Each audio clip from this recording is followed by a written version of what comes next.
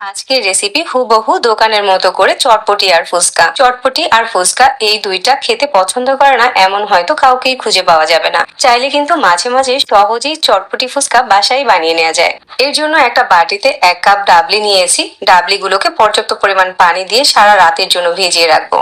অবশ্যই এই ডাবলি ডালগুলোকে 12 ঘন্টার মতো ভিজিয়ে রাখবেন, তাহলে ডাবলি ডালগুলো খুব সহজেই সিদ্ধ হয়ে যাবে। ½ লিটার পানি দিয়ে ডালগুলোকে সিদ্ধ হতে দিয়েছি।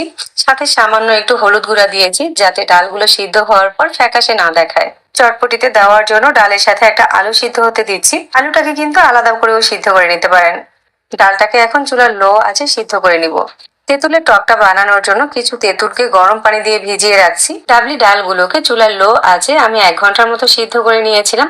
ডালগুলো এমন ভাবে সিদ্ধ হবে যেন কিছু ডাল গলে যায়, আবার কিছু ডাল এরকম আস্ত থেকে যায়। সিদ্ধ হওয়ার পরে ডাল থেকে অনেকটা এরকম খোসা বের হবে, সেই খোসাগুলোকে যতটা সম্ভব উঠে ফেলে দিতে হবে। ডাল থেকে আলুটাকে তুলে নিচ্ছি। তেঁতুলটা ভিজে যখন এরকম নরম হয়ে যাবে তখন তেঁতুলটাকে ভালো করে কষলে নিতে হবে, আর এখান থেকে বিচি আর খোসাটাকে আলাদা করে নিতে হবে। তেঁতুলের টক বানানোর জন্য তেঁতুলের পিউরিটা একদম রেডি।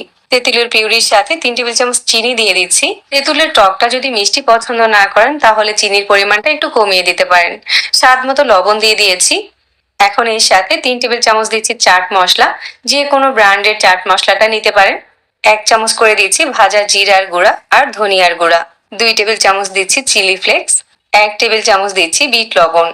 সবকিছু একসাথে নেড়েচেড়ে মিশিয়ে নিলেই তেঁতুলের টকটা রেডি হয়ে যাবে। এই টকটা একটু বেশি করে বানিয়ে ডিপ ফ্রিজেও সংরক্ষণ করে রেখে দিতে পারেন। যে কোনো ভাজাভুজির সাথে খেতে কিন্তু দারুণ মজার হয়। সিদ্ধ করা চটপটির ডালটাকে একটা বাটিতে নিয়ে নিয়েছি। এরপর যে আলুটা সিদ্ধ করে রেখেছিলাম ওই আলুটাকে এরকম টুকরো করে দিয়েছি। একটা ডিমকেও এভাবে কুচি করে দিয়েছি। 2 টেবিল চামচ চাট মশলা দিচ্ছি আর 1 টেবিল চামচ বিট লবণ দিচ্ছি।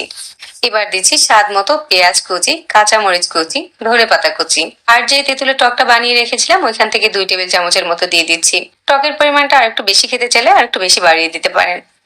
এখন সবকিছুকে নেড়ে চেড়ে মিশিয়ে দিচ্ছি। এখন চটপটিটাকে পরিবেশন করে নিচ্ছি। চটপটির উপর দিয়ে শসা কুচি, পেঁয়াজ কুচি, কাঁচামরিচ কুচি আর ধনিয়া পাতা কুচি দিচ্ছি, আর একটা ডিমকে এভাবে করে গ্রেট করে দিচ্ছি। এখন চটপটির উপর দিয়ে ফুচকা ভেঙে দিচ্ছি। তেঁতুলের সসটাও একটু দিয়ে দিচ্ছি। এখন আমাদের চটপটি একদম রেডি। এভাবে চটপটি বানালে হুবহু দোকানের মতো স্বাদ পাওয়া যায়। এই চটপটিটা দিয়ে কিন্তু আপনি ফুচকাও পরিবেশন করতে পারেন। ফুচকার ভিতরে এই চটপটির ফিলিংটা দিয়ে উপরে তেঁতুলের টক দিয়ে ফুচকা পরিবেশন করতে পারেন।